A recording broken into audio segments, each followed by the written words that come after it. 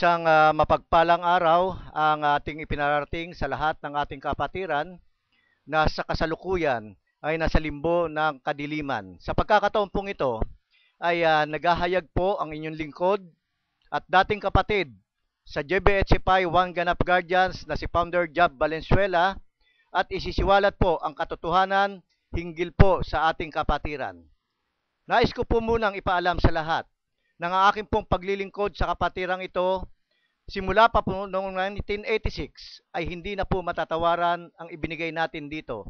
Inihalay po natin ang ating buhay, inialay po natin ang ating katapatan, isinakripisyo po natin ang ating kinabukasan upang ipakipaglaban ang prinsipyo na nais natin tindigan na nakatatak sa ating balikat na maging lingkod ng sambayanang Pilipino, maging lingkod, maging tagapagtanggol ng lipunan. Ngunit hanggang sa ngayon, sa taon pong ito ng 2011 ay tila po ang mga pangarap natin ay panaginip lamang. Wala po itong nangyayaring katotohanan sapagkat napakarami po ang namumuno na ang tanging layunin ay ang pangsariling interes lamang. At ngayon nga po ay dumating sa punto na kinakailangan ng inyong lingkod ay magbigay ng kanyang desisyon upang ang ating prinsipyo pinakikipaglaban habang merong pandugo na nananalantay sa ating mga ugat at ang ating lakas ay hindi kailanman igugupo ng mga pagsubok na ipinagkakaloob sa atin ng ilang pinuno ng tanging layunin para sa kapatiran ay manatili sa kanilang posisyon, kilalanin bilang isang Diyos, ginagawa na pag-aari ang kapatiran, hindi ibinibigay ang tamang proseso at ang tingin nila sa kanilang sarili ay sila lamang ang masusunod. Ating pong labis na tinututulan sa pinakamataas na antas ang ginagawa pong maladiktador na kaisipan ng ilang pinuno na sa kasalukuyang namumuno dito sa ating kapatiran ng JBHFI One Ganap Guardians. Maaari pong maraming katanungan ang namumutawi sa inyong isipan na hanggang ngayon ay walang kasagutan at ito po ang ating lilinawin sa pagkakataong ito.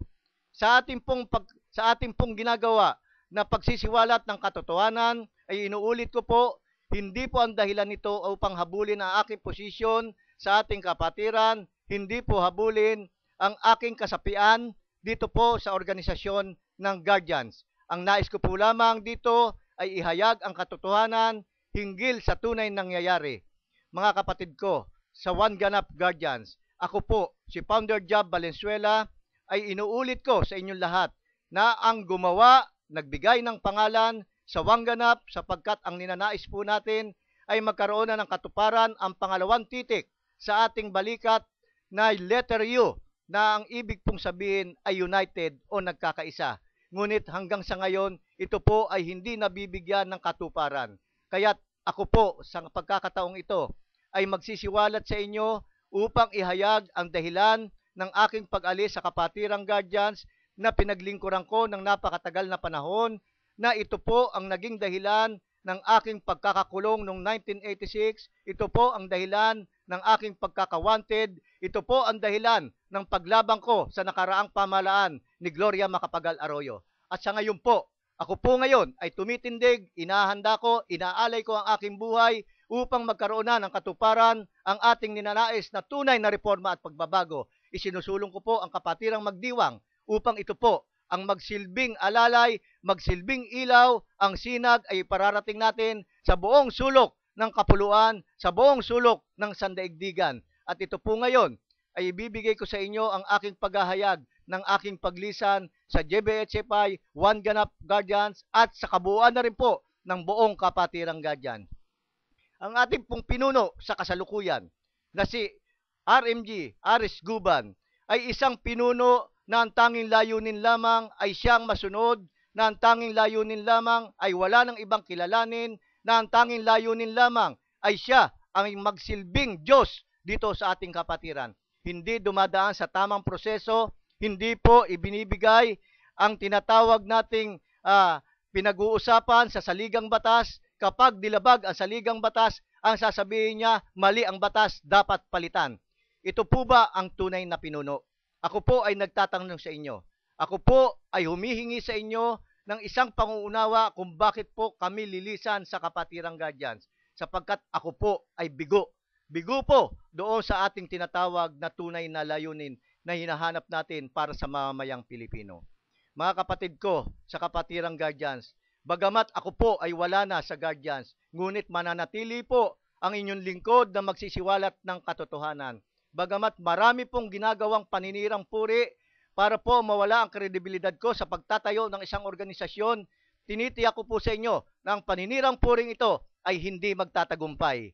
Ngayon, mga kapatid ko sa Guardians, kapatid ko sa GBHFI, kapatid ko sa Wanganap, aking pong isisiwalat sa inyo na ang inyong chairman na kinikilala na si Aris Guban ay siya po ang may tunay na ginawang malaking karumal-dumal na gawain dito po sa ating kapatiran. Ang totoo po nito, kung bakit tayo kinakapos ng pondo, ang pondo po natin ay inililipat niya sa sarili niyang bank account. At ito po ay merong patunay sa pamamagitan po ng bank transaction na kanya pong winidraw noong Mayo 10, 2010 na nagkakalaga po ng 100,000. At gayon din po naman ang mga ambisyosong proyekto katulad po ng direct selling group. Alam niyo po ba kung magkano ang nawaldas sa ating sa pananalapi? 300,000 po ang nawala. Kung kaya't marami po sa ating mga claim ng benefits ang hindi na pagkakaloob ng tamang panahon dahil po sa ganyang pagkakataon. At ito po ay labis kong tinututulan at hinahanap ko na po ito. Kung kaya't ang ginawa po niya, bago po ako magbulgar, magsiwalat ng katotohanan, ay binigyan niya po kami ng isang papel. Papel na parabang papel diliha lamang at sinasabi niya na effective June 1, 2011, you are hereby advised not to report anymore to Balagtas Office. Mga kapatid, ito po ba ang tunay na tinatawag na pantay-pantay sa batas? Ito po ba yung sinasabi niya na walang mataas, walang mababa sa kapatiran? Ibinigay niya po ba ang tamang proseso para po sa inyong lingkod? Ibinigay niya po ba ang tamang katotohanan sa lahat ng kapatiran, sa lahat nating mga maliliit na kapatid na umaasa sa pamunuan ng Balagtas Office? Nasaan po yung tinatawag na reforma? Nasaan po yung tinatawag na pagbabago? Ang nangyayari po, puro forma, pabago-bago ang desisyon ngayon ng pamunuan na ito ng GBHFI Wanganap. Ngayon, sasabihin ganito ang dapat gawin, sa susunod na araw babaguhin, kung kaya't walang malinaw na indikasyon na ang leader na namumuno, na nagpapakilalang leader, ay hindi po totoong leader, kundi bagkos siya po ay isang tinatawag na boss o amo. Sapagkat ang leader at ang amo ay magkaiba po yan. Ang leader, ang sinasabi po niyan ay tayo. Ibig sabihin, bago po magbigay ng desisyon, lahat po ito ay kinukonsulta sa kabuuan. Hindi po magsasabi yan ng ako lamang ang masusunod. Wala pong, there's no words I in leadership.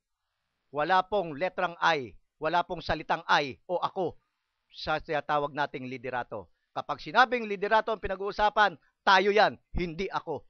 Kaya mga kapatid ko, sana po maging malinaw sa inyo na ito pong ginagawa kong ito ay hindi po upang labanan ang pamunuan, kundi ang nilalabanan ko po rito ay ang matagal ng paglaban sa katiwalian. Kaya't nga po, ang inyo pong lingkod ngayon ay pinupukol ng katakot-takot na pagbabatikos, katakot-takot na paninira upang pagtakpan ang mga kamalian na ginawa ng inyong tinakilalang leader na si Aris Guban.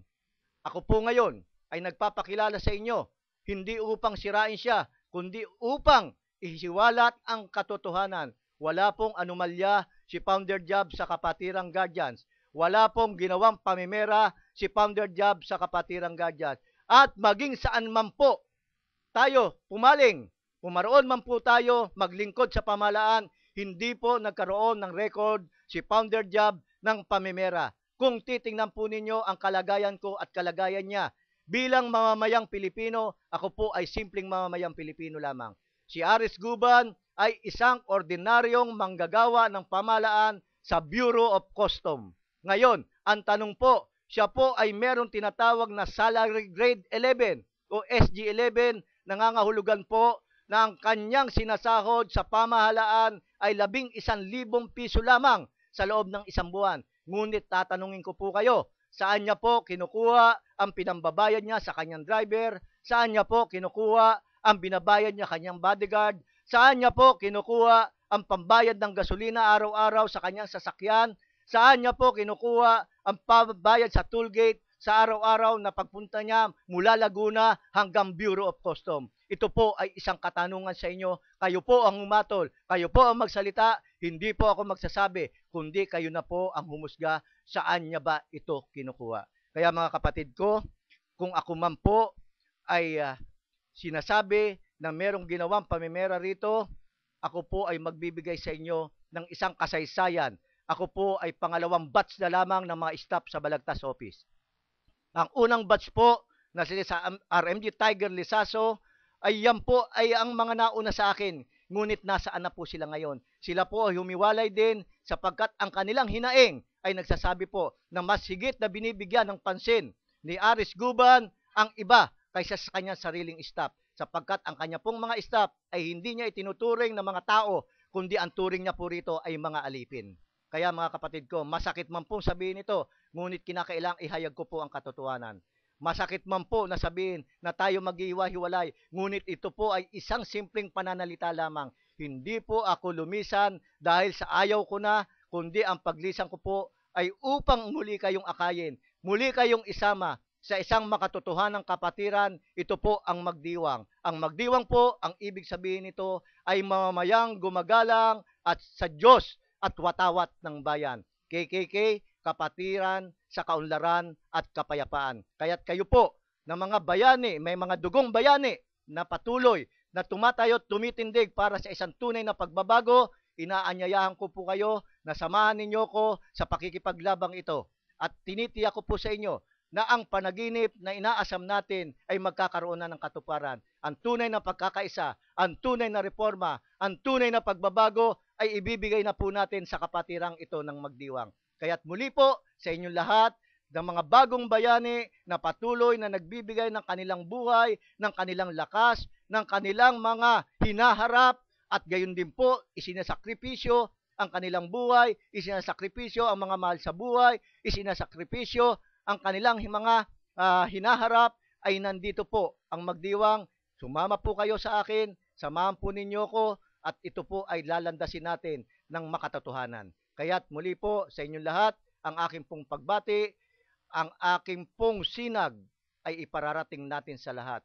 Ang sinag pong ito ay maglilingkod ng tapat, ang sinag pong ito ay kasama kayo, at ang tutuldukan po natin ito na ang huling makikinabang po nito ay ang sambayan ng Pilipino. Kaya't bago po magkaroon ng tinatawag na pagpapahinga si Founder Job, gagawa na po tayo ng isang kasaysayan. Kasaysayan na hindi malilimutan ng sambayan ng Pilipino.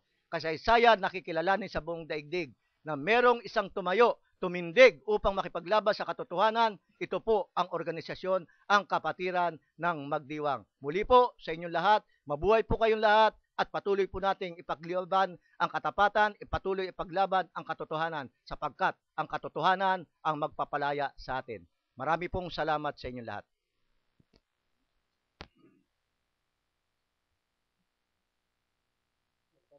Mabuhay ang magdiwang.